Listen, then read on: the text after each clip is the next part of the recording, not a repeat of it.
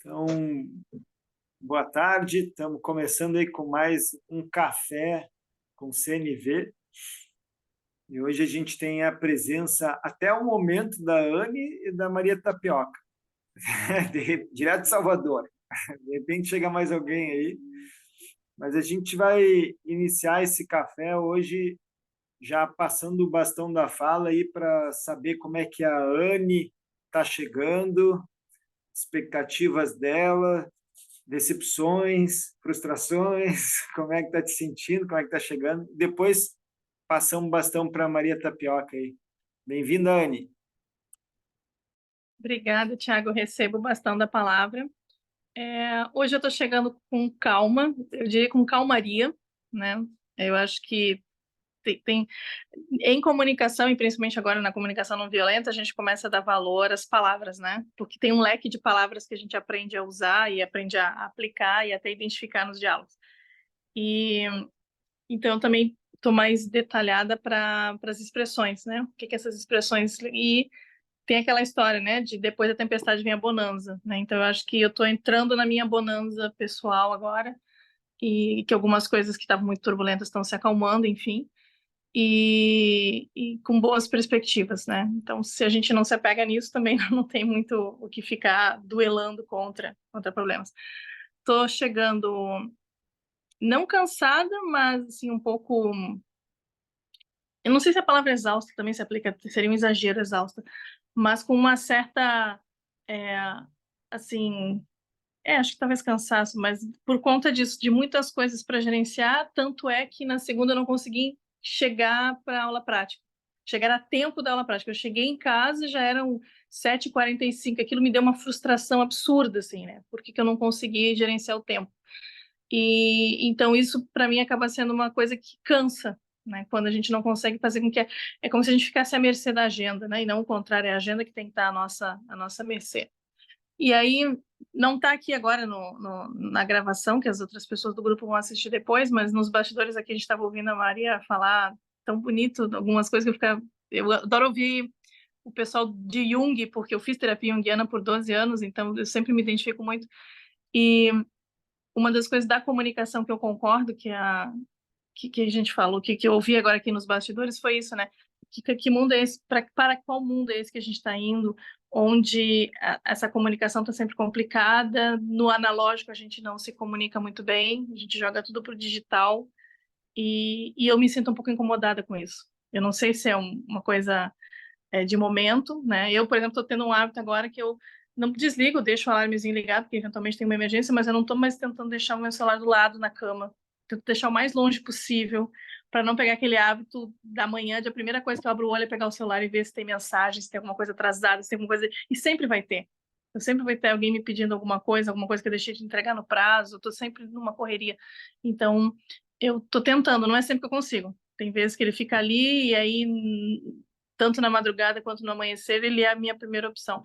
Mas como eu percebo que isso me incomoda nos outros, e tudo que me incomoda nos outros eu vou tentar primeiro corrigir em mim, então agora eu vou tentar fazer esse exercício de deixar o digital no digital, numa agenda do digital. Ela vai ter para mim, ela vai ter um horário específico do meu dia, que são 8 horas, como se fosse um trabalho mesmo, né? 8 horas que eu dedico para isso, e essa é a forma como eu comunico com as pessoas com as quais eu trabalho, enfim.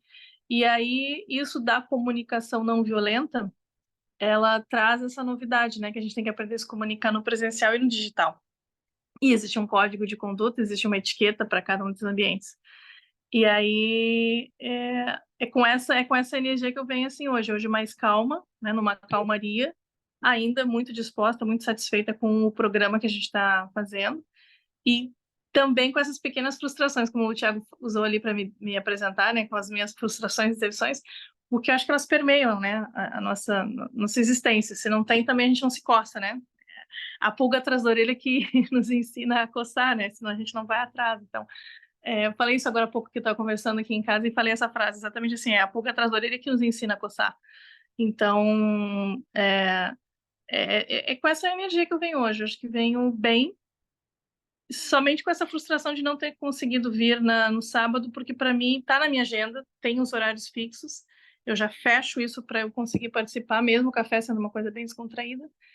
E aí depois eu volto em alguns assuntos dos bastidores que foram falados antes, que eu achei bastante interessante, mas também não quero dar spoiler aqui para quem não para quem não estava aqui, para a gente conversar um pouco melhor. Então, eu passo a palavra, bastando a palavra agora para a Maria Tapioca. Agradeço, Anne, e fico feliz de saber que você está se sentindo aí leve. Isso é bom porque inspira que a gente fique também, né? Acho que está todo mundo precisando se sentir mais leve, exatamente por conta de que estamos numa fase muito densa, né? De muitos apelos ao mesmo tempo universais, não é só existenciais da gente, mas acho que do universo como um todo. Se a gente assiste uma TV, a gente fica em pânico, né? Termina o dia, meu Deus do céu, como é que pode acontecer tanta coisa no universo onde o homem avançou tanto, já está numa dimensão de inteligência artificial e não consegue conter o que antes de Cristo acontecia, que ainda é a mortandade cruel, né?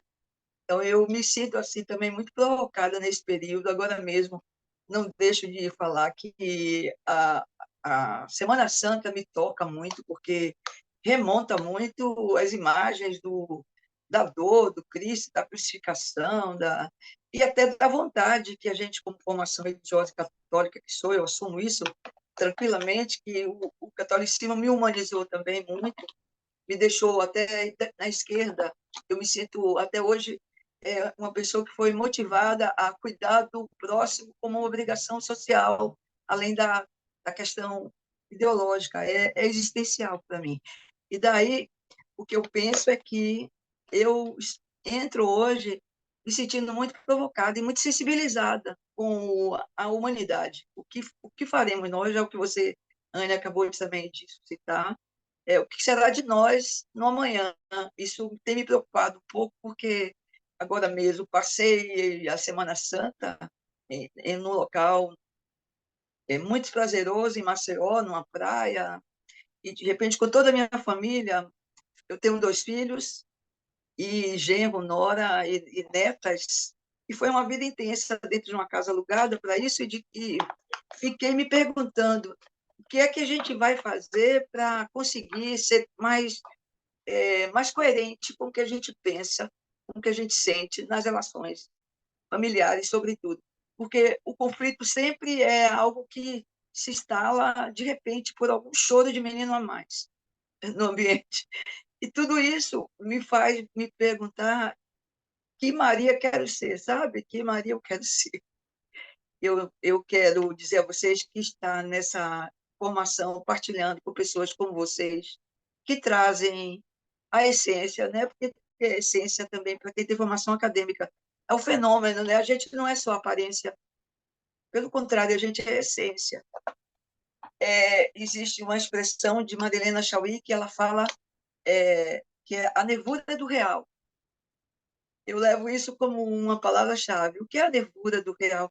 É exatamente aquilo que está por trás do que o real quer dizer, o que sustenta o real é a nervura dele. E o que somos nós enquanto alguém que vive na aparência na essência da existência, sobretudo na vida agora digital. Eu vejo, por exemplo, mulheres maravilhosas, lindas, falando um discurso sobre comportamento e psicologia, porque agora tem muito psicólogo, muito terapeuta digital, muitas formações sendo oferecidas, e no fundo eu penso, meu Deus, o que é de fato ser essência na vida do outro e conseguir ser alguém que se comunica com não violência. E o que é a não violência no mundo atual? Para que a gente possa ser também alguém atualizado, né? Porque não vamos negar que a gente tem passado, mas estamos no presente, e eu trago o futuro como uma questão.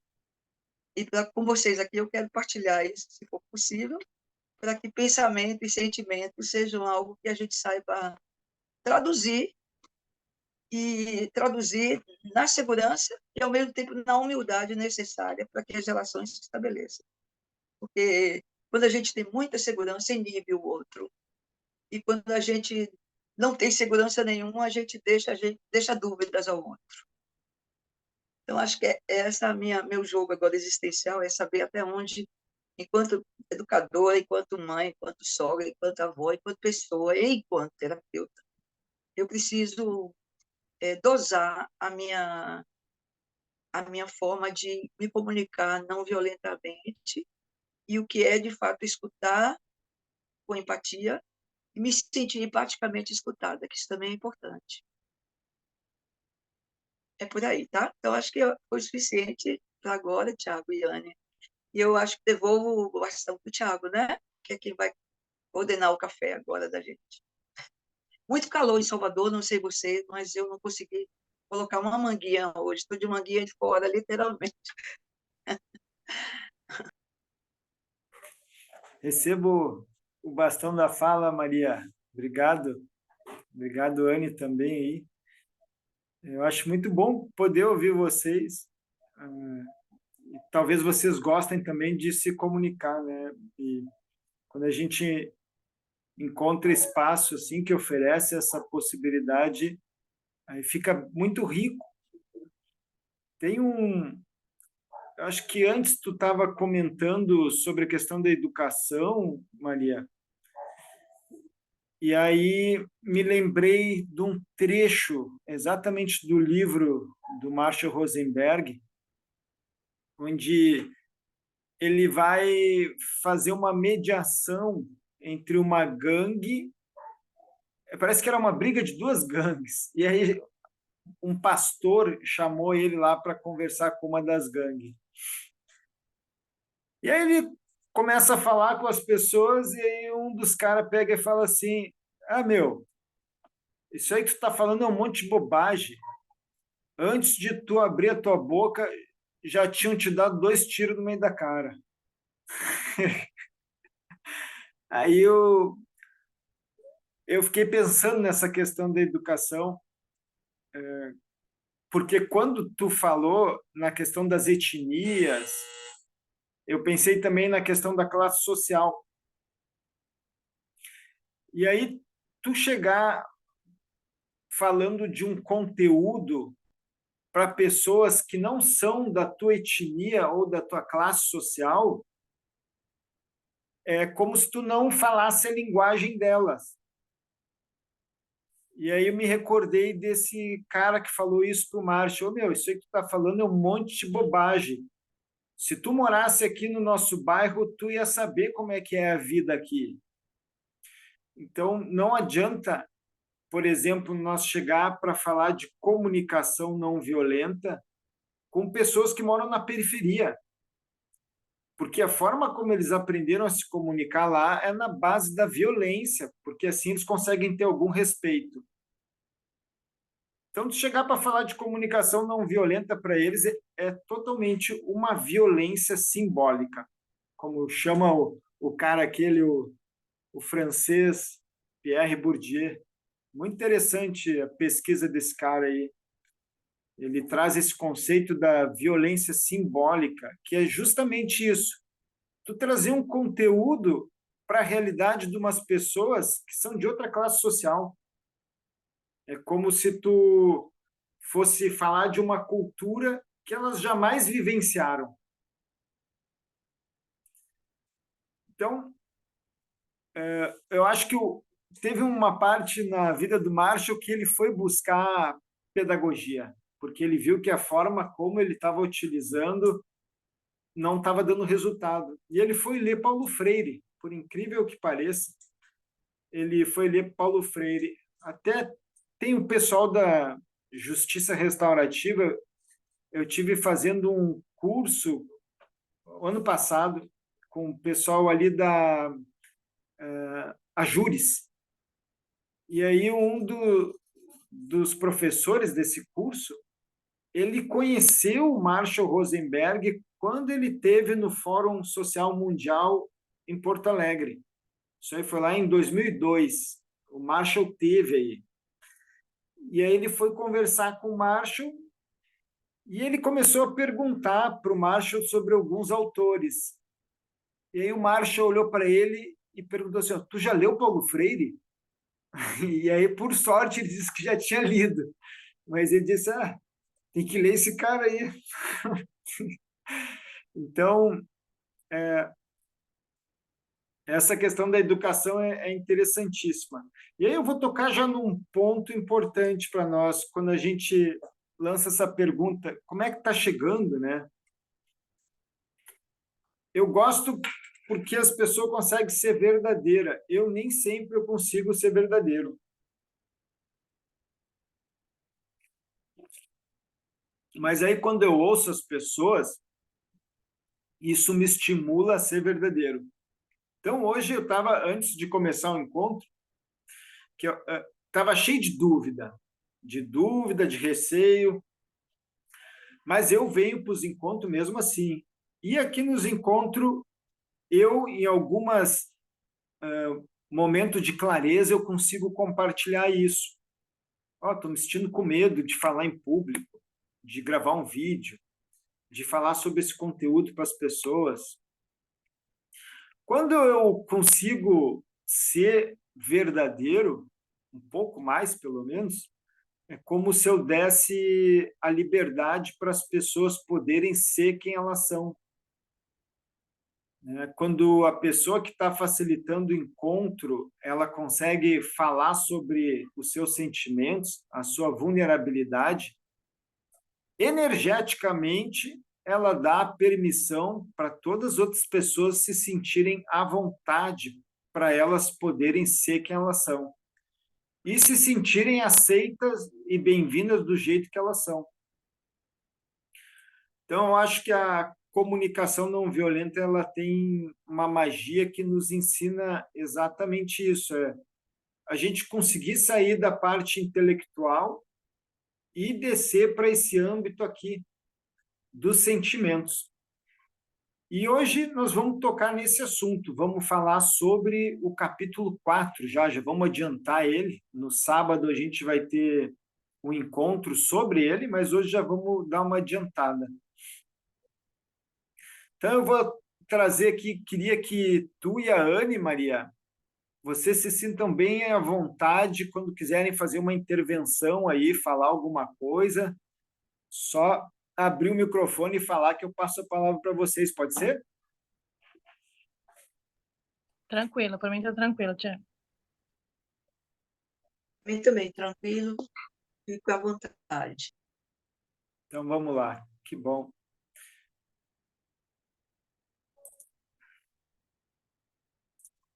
Deixa eu botar aqui então o PowerPoint aqui, quer dizer, o PowerPoint não, vai ser um slide, como se diz, né?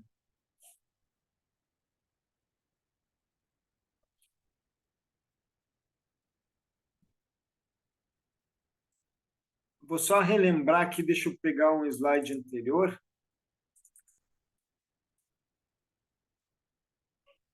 Vamos só retomar os 4 pontos da comunicação não violenta. Deixa eu ver o que eu achei isso aqui. Os 4 componentes da comunicação não violenta. Esses 4 elementos, eles servem como uma referência para nós sabermos onde a reformulação da nossa linguagem vai atuar no nosso corpo, por exemplo.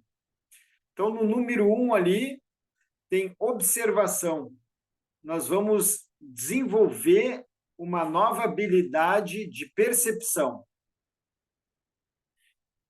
que nós já exploramos bastante até nos cafés anteriores. Então, não vou entrar nesse ponto. Mas hoje nós vamos, então, trabalhar ou estudar sobre esse segundo elemento, que vem a ser a expressão dos sentimentos.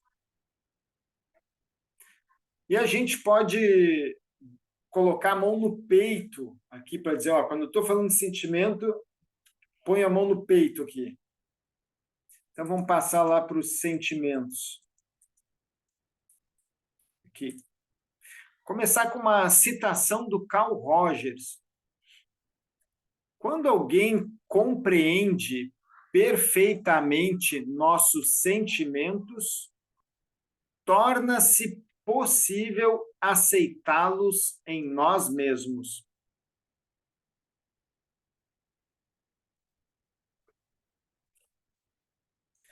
Então, retomando os fundamentos dessa abordagem, Carl Rogers é digamos assim, o responsável primeiro por meter a enxada na terra e abrir esse canteiro.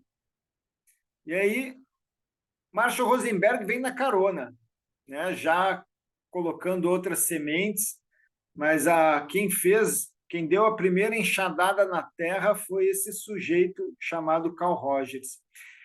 E ele partia de um pressuposto central na teoria dele, de que o ser humano é, por natureza, um ser sociável, um ser bom. Não no sentido de bonzinho, mas bom de alguém que pode se desenvolver nas relações e compartilhar solidariedade com os outros, e por aí vai. Então, ele partia de uma premissa de confiança no ser humano. E a abordagem dele também foi conhecida como abordagem centrada na pessoa, onde na relação entre duas pessoas, por exemplo, eu e você, aí eu vou dialogar com você, eu parto de uma base de confiança em você. Essa confiança quer dizer o quê? Que você, aos meus olhos, é uma pessoa completamente digna e capaz. Então, eu confio em você. Eu sei que você tem as condições e a capacidade de encontrar o seu próprio caminho na vida e se desenvolver. Na minha relação contigo, porém, eu serei uma presença, alguém que possa facilitar a você, através desse relacionamento, que você encontre a confiança em si para se desenvolver. Então, eu ofereço uma relação. E aí, nessa relação, ele traz alguns elementos importantes. O primeiro deles é que eu preciso ser verdadeiro contigo. No nível dos meus sentimentos, eu consegui expressar para você o que está se passando dentro de mim, sem esconder. Se você sentir que na nossa relação eu sou uma pessoa verdadeira, você vai se sentir mais seguro para poder ser quem você é. Então, esse seria o primeiro elemento, a autenticidade. O segundo elemento que ele traz é que, na minha relação com você, eu irei manter a minha perspectiva, o meu olhar, a minha percepção nesse centro orientador de potencial pleno que você traz dentro de si. Ou seja, eu vou lhe dar uma consideração. Mesmo que você tenha pensamentos, sentimentos, valores e comportamentos que sejam completamente diferentes dos meus. Eu mantenho a consideração por você ser quem você é.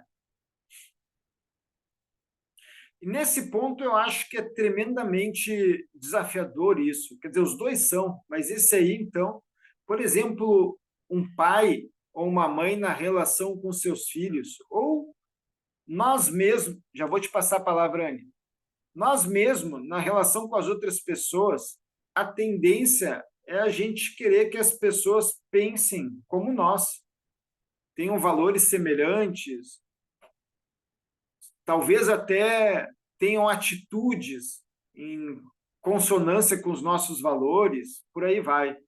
Quando muito pai e mãe também não querem moldar o filho ou a filha para seguirem carreiras que eles desejam, por aí vai. Até na relação de terapeuta com paciente, muitas vezes o terapeuta quer ser um modelo para a pessoa seguir.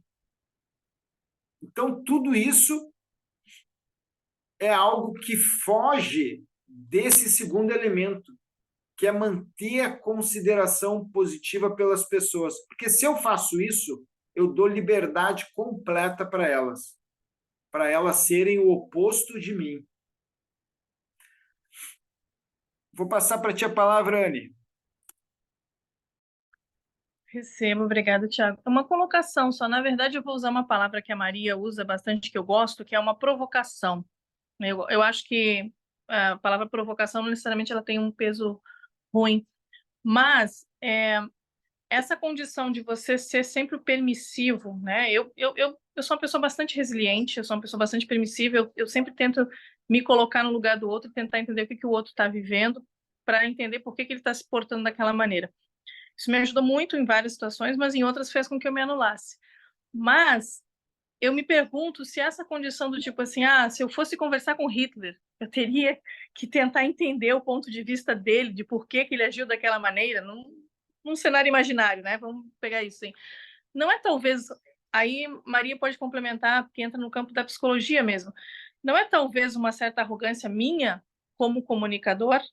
Eu quero me comunicar, mas eu quero deixar bem claro que eu estou acima dessas coisas mundanas, dos sentimentos, de como você vai se portar com aquilo que eu vou dizer, que eu vou estar tão acima de você que eu te aceito como você é, com seus erros, com seus defeitos, com suas falhas. Eu vou tentar entender o que te fez agir dessa maneira, porque eu, na minha condição plena, estou acima disso tudo.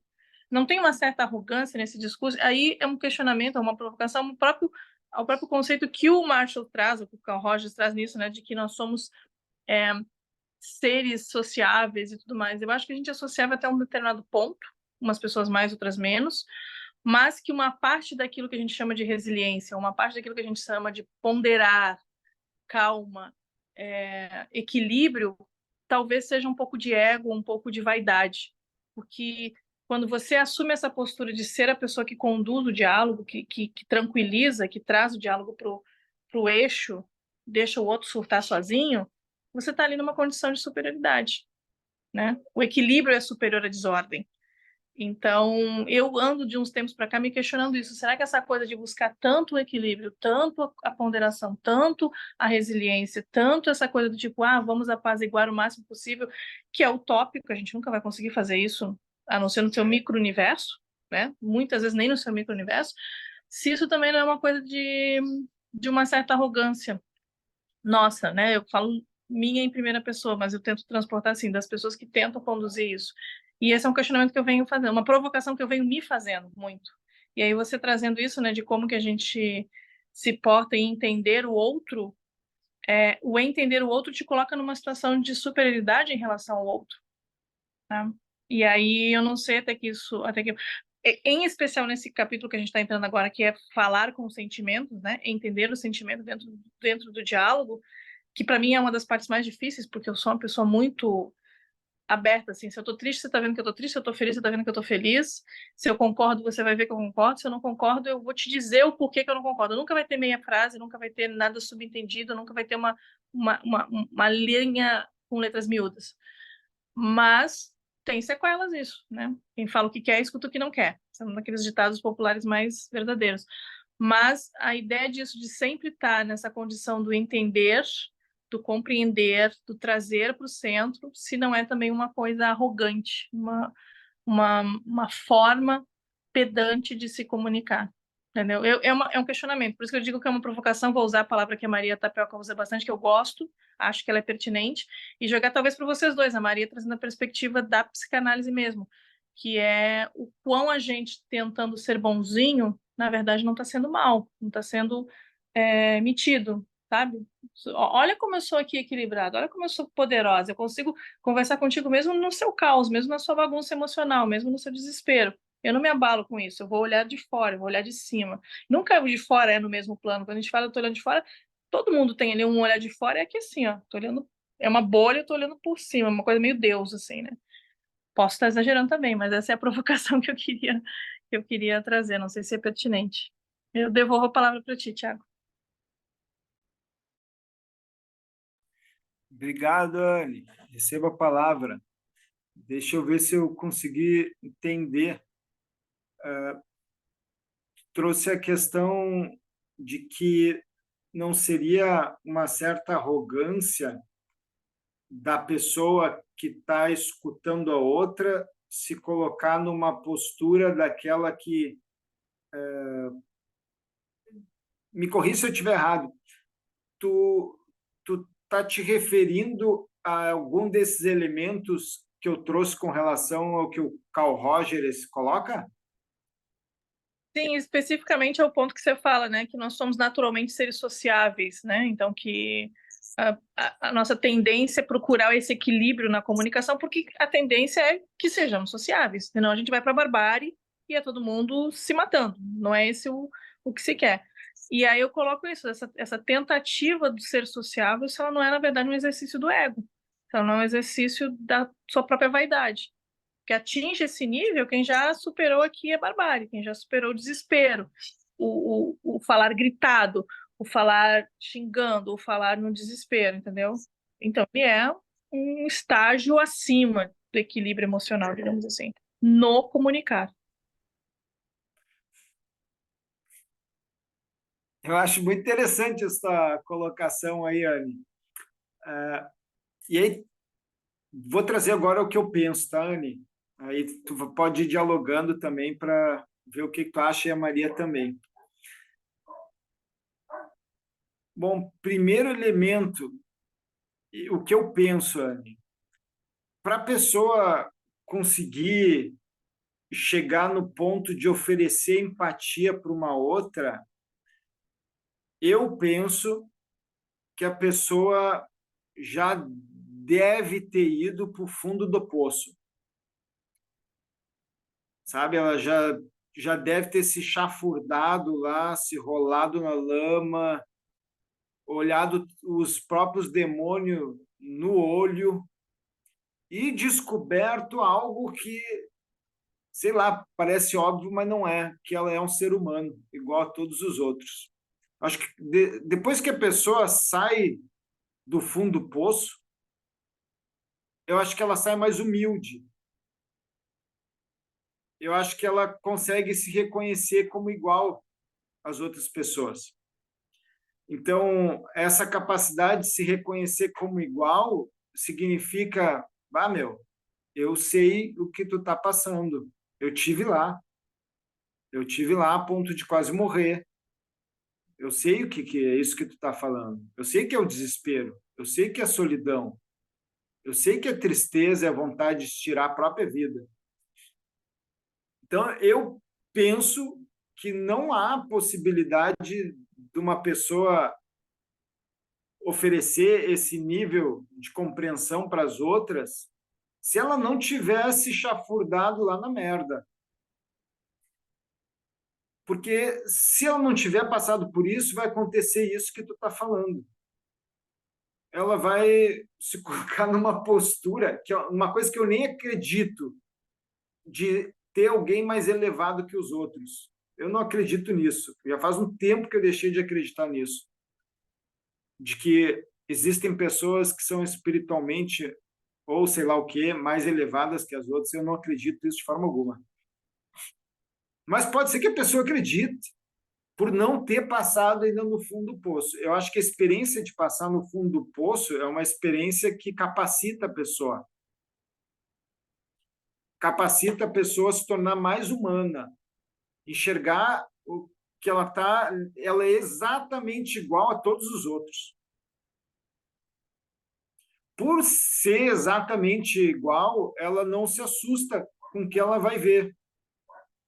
Né? Ela já viu, já teve frente a frente com seus demônios.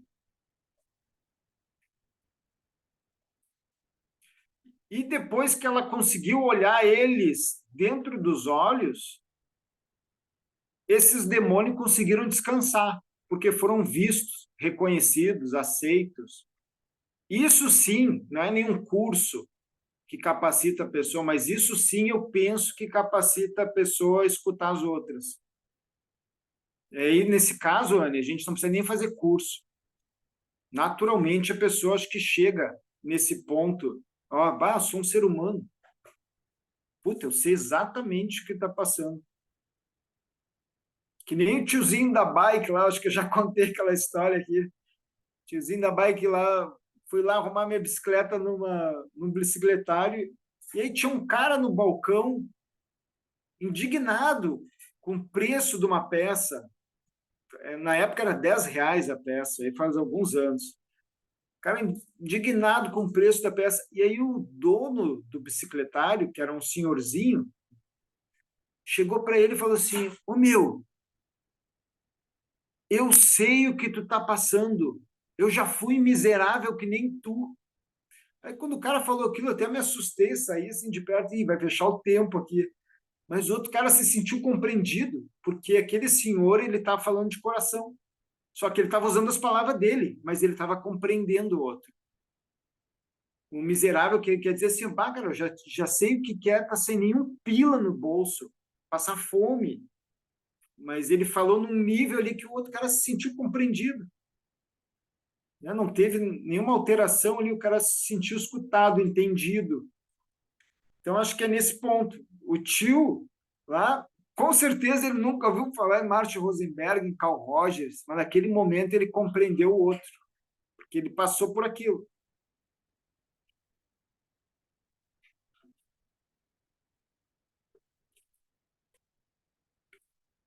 Eu penso que é um pouco isso, Anne. Pode ser que eu esteja errado, assim, mas essas qualificações que o Carl Rogers traz, eu acho que não são coisas que se adquire mentalmente.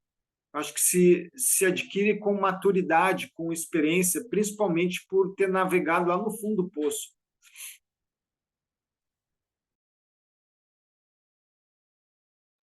Posso fazer uma colocação, Tiago? Eu não levantei a... É, eu acho fantástico isso, né? Como você observou o que eu disse, mas trouxe a visão exatamente pelo olhar oposto, né? Como as coisas se encaixam nisso. Eu te agradeço por essa perspectiva, né? Porque é exatamente assim, eu hoje avalio muito a minha postura, meu discurso, para evitar que essa vaidade se coloque, né? A gente teve um exemplo muito recente, né, onde a forma como eu falo foi questionada, né? Que vem da minha profissão, vem da questão de que eu sou professora universitária, tenho que falar com pessoas que já são, às vezes, graduadas, se você está fazendo um curso de pós-graduação, coisa assim, e aí tem uma postura que você se coloca, né, ao falar, ao se comunicar. E fora desse ambiente, você tem que filtrar tudo isso. Não, que eu estou falando com a minha mãe, com meu irmão, com meu sobrinho, com meu marido, com meu amigo, com, por exemplo, a pessoa na padaria ou uma informação na rua, eu não posso usar o mesmo tom da arrogância, da superioridade para falar com todo mundo. Então, é um exercício literalmente diário, né, que a gente tem que fazer. E aí, quando você traz que só consegue se comunicar nesse nível quem foi até o fundo do poço, quem se entregou aos seus sentimentos, literalmente, e não teve medo de encarar os seus fantasmas nos olhos, né, é que é capaz de voltar, literalmente de baixo, né, voltar e olhar todo mundo no mesmo plano, aqui no olho, né, no reto. E isso é que é um exercício difícil pra caramba, e eu vejo cada vez mais que é difícil. Eu acho que é por isso que comunicação não violenta é tão fascinante, porque ela te coloca, não é só uma questão técnica, ela te coloca à prova todas essas ideias de comunicação que você tem, né? O olhar no olho, ele tem uma coisa que é amedrontadora. Eu sempre olhei as pessoas nos olhos, eu detestava conversar com alguém que não estivesse me olhando, que estivesse assim, que estivesse com aluno principalmente, né? Mas é impressionante como ele traz conforto e desafio ao mesmo tempo. Você pode fazer esse teste em qualquer ambiente que você tiver, né? Numa festa, você olha uma pessoa no olho, ela não sabe se você está querendo a passagem que vai passar por ali ou se você está seduzindo ela porque você só olhou no olho. E muitas vezes não é nada disso. Eu estou aqui olhando meu espaço porque eu não quero bater em alguém, porque eu estou dançando um pouquinho mais, sei lá, espalhafatosa. E, e é impactante como isso faz diferença, né? Não é olhar assim ou olhar assim, é olhar aqui. Não importa a sua altura em relação à pessoa. É o do tipo, realmente, né? Eu sou igual a você. Então, eu vou conseguir entender isso. Nós falamos mais ou menos a mesma coisa de formas totalmente invertidas, né? E eu fiquei te ouvindo e falei assim, caramba, é exatamente o que eu quis dizer, só que visto pelo outro lado, né? Não de quem tenta evitar ficar acima, é de quem sabe o que é estar abaixo e traz aqui para o centro, né? E no limite a gente quer se comunicar aqui, a gente quer falar aqui de igual para igual, né? Quando eu falei que eu ia usar a palavra provocação, era nesse sentido, né? Será que esse constante exercício, ele também não é um exercício para nós, temos que controlar o ego. Agora eu estou me melhorando aqui, eu estou investindo nisso de me comunicar melhor, de compreender melhor. Mas ao mesmo tempo, não, baixa a bola. Quem é você na fila do pão, né? Baixa a bola, vamos trazer aqui para o chão, né? Então, é uma gangorra, né? É sempre essa gangorra. A gente tem que estar sempre, não sobe muito, não deixa o ego subir muito, também não deixa a autoestima ficar tão baixo bastante que você acha que todo mundo que fala um vocabulário um pouquinho mais elaborado já está, meu guru, coisas assim, né? Te agradeço mais uma vez pela complementação e pela partilha, Thiago. Beleza, Anne? Acho que já vamos passar aí para Maria Tapioca também. Já está. Passa rápido o nosso tempo, né? Tá acabando, né, Thiago? Tem 3 minutos, tem 3 minutos só para eu falar. Vai ser Isso tão que é legal. atraso. É legal quando a gente consegue refletir sobre pouco e aprofundar naquilo ali, né? Uhum. Então, tá com a palavra e já te fica à vontade, hein, Bem, Maria? a palavra provoca, né? Que eu fui provocada a falar também sobre ela, que a Anne trouxe, de alguma forma, o que é provocar para mim não é irritar o outro. Provocar é permitir que o outro até se posicione. Eu sou provocada porque quero me posicionar em cima de algo que foi dito, que eu escutei, que eu quero dizer o que penso.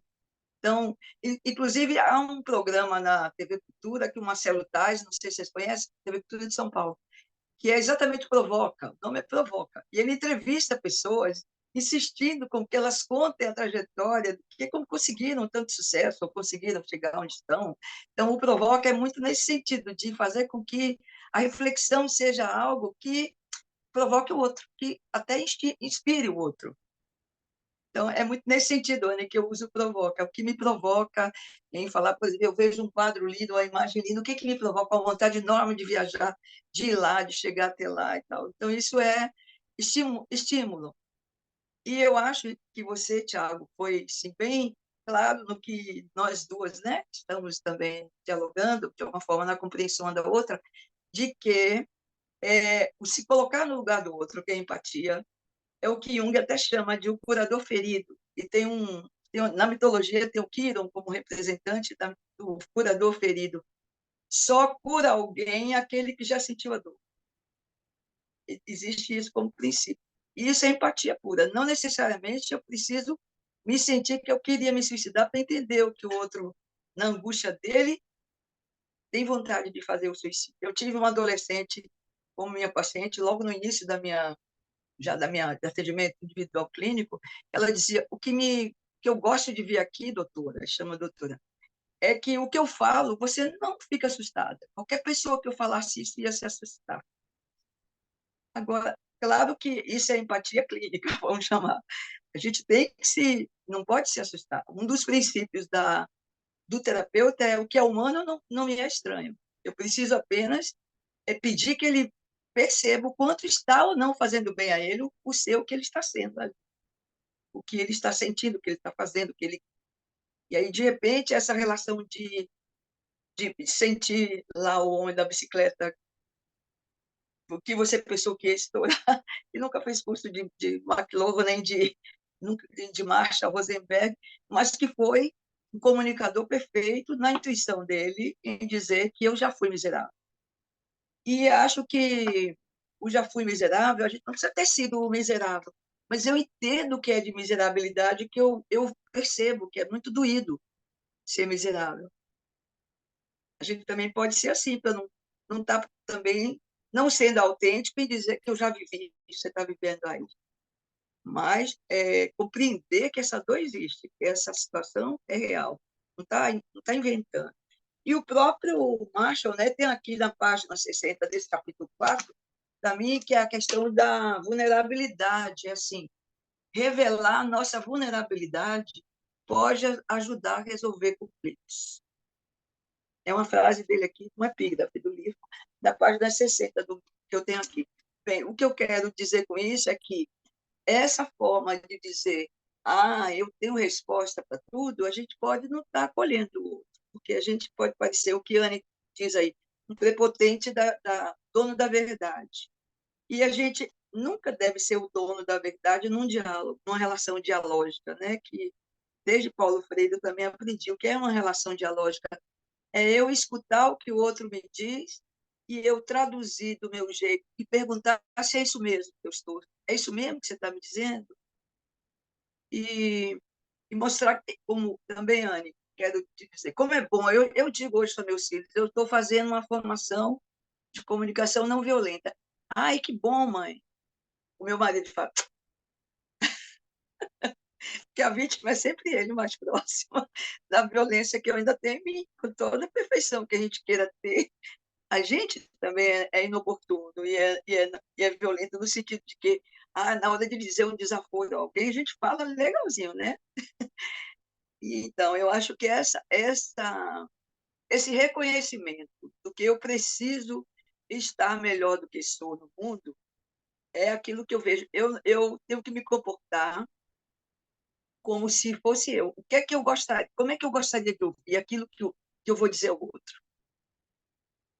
Como é que eu gostaria de ouvir no lugar dele o que eu vou dizer a ele? E aí, no fundo, é isso que cria empatia, me parece, e que é uma sintonia também, não é? Não deixa de ser uma sintonia. E lidar com o outro, na verdade, é realmente uma arte de lidar consigo mesmo, né? De aprender a lidar consigo mesmo. Então, não é teoria só, é prática viva, e é prática e é emoção. A gente não é digital, a gente é analógico. A gente precisa estar sabendo que os nossos botões saem do lugar também. E que a gente, por vezes, tem raiva, a gente, por vezes, se incomoda, a gente, por vezes, se irrita lá com o que está acontecendo do lado. E essa sensorialidade, né? Nós somos sentimentos sensórios, e essa sensorialidade ela tem que ser educada. No fundo, não deixa de ser também educação emocional, né? Que em outras teorias existem. A inteligência, a educação emocional, isso também já foi uma onda aqui que perpassou por nós da formação humanista. Então, acho que o que a gente está buscando ainda é isso, é aprender a lidar consigo para saber lidar com o outro. Isso nos provoca, Anne, muito, a mim muito. Mas acho que o Tiago já explicou aí o quanto é preciso também a gente sentir, quando a gente sente a dor do outro, a gente mostra para o outro que ele tem razão no que ele está sentindo. E as pessoas querem ter razão, não querem ser condenados, né? Não querem estar errados. É por aí. Então, é isso aí. Eu acho que já terminou, são 6h04. Não sei se tem mais alguns minutos, mas eu devolvo e agradeço já, Anne, a você, Tiago, o cafezinho gostoso. Estou tomando um mate gelado aqui de limão, mas virou café. Bebendo aqui o meu chá com limão. Gelado, porque o calor está muito. Legal, Maria.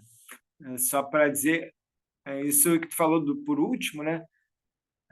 A finalidade mesmo da nossa troca é que a pessoa se sinta confortável com os próprios sentimentos, né? É isso. Tu te sentir confortável com os teus sentimentos, a gente acertou o alvo, porque aí tu te sente bem contigo, né? E antes, talvez, aquilo ali fosse algo muito incomodativo, mas agora está mais confortável. É isso aí. Anny, tu quer falar mais alguma coisa? Não, em cima desse ponto que a gente trabalhou, eu já estou bem satisfeita, já.